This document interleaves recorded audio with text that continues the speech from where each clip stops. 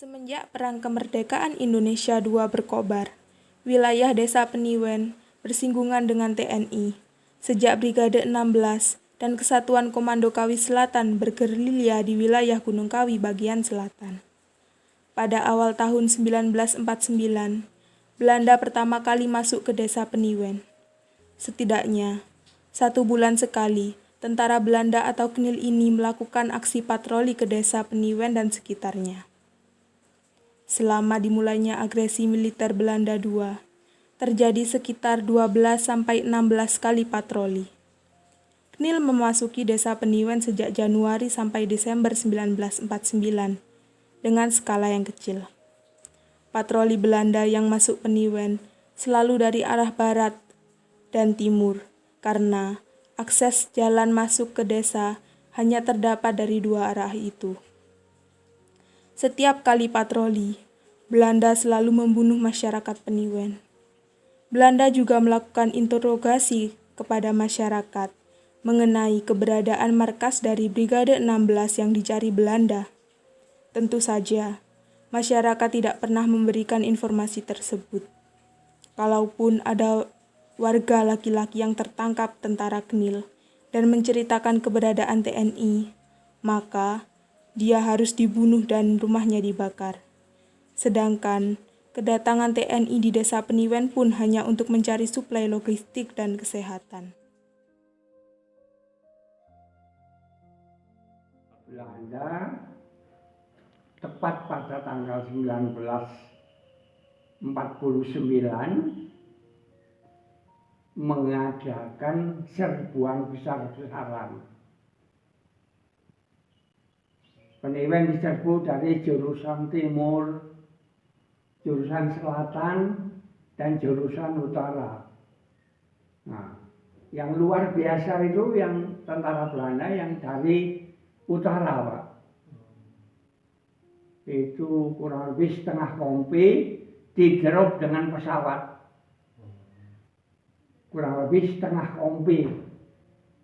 Kan main itu. Seperti Peniwen seperti apa ya? Seperti tentara, seperti pertahanannya luar biasa kan gitu.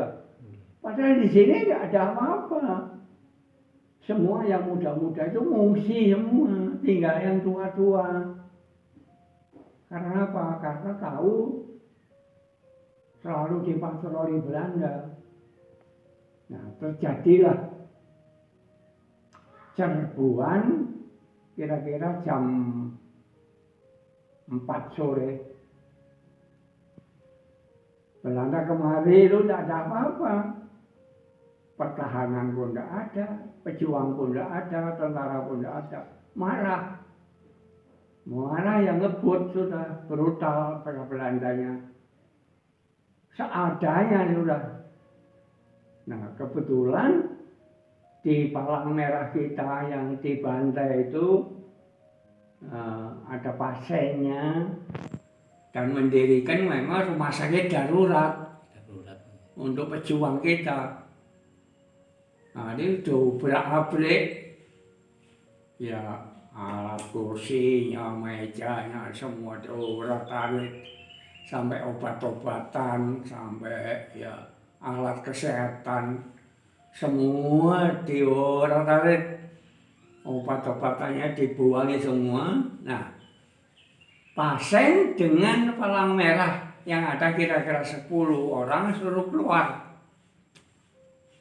keluar dijejer di muka rumah sakit darurat palang merah itu. Tidak diinterogasi, tidak ditanya, tidak apa, langsung ditembaki satu persatu. 10 orang. Banyak membantai loh di Peniwen.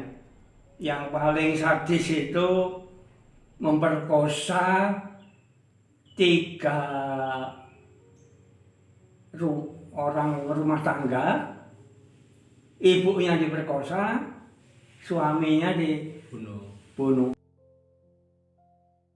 Hal tersebut membuat Pendeta Martodipuro geram, sehingga melayangkan surat protes ke negeri Belanda melalui Majelis Agung Balai Wiyoto Sukun Malang. Kemudian, surat itu diteruskan hingga sampai ke negeri Belanda. Tentu saja, surat itu segera ditindaklanjuti. PBB mengadakan utusan 3 negara, 3 orang anggota PBB.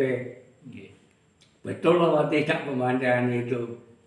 Nah, meninjau ke sini. Kemudian protes itu didengar oleh PBB dan oleh Nederland. Sedikitnya Peniwen menyumbangkan Belanda harus keluar. pulang. Oh, oke. Nah, itulah reaksinya dari kita. Dan pendeta Mertojepura dicari enggak ketemu dia.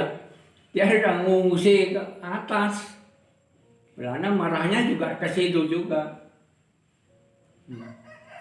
Nah, setelah itu sudah ditinjau, kemudian Presiden Palang Merah Internasional namanya Mr. Henry Peer datang ke Peniwen supaya Peniwen diadakan peringatan monumen Peniwen Affair. Nah, seluruh dunia monumen Palang Merah itu hanya 2. Satu di Suez sana, tempatnya pusatnya Palang Merah Internasional. Kedua Peniwen. Sekarang monumen itu sekarang bukan punyanya Peniwen, tapi punyanya internasional. Bukan punyanya Peniwen, bukan punyanya Keromengan, Sumber Pucung, Malang, Surabaya, Jakarta, tapi kepunyaan internasional.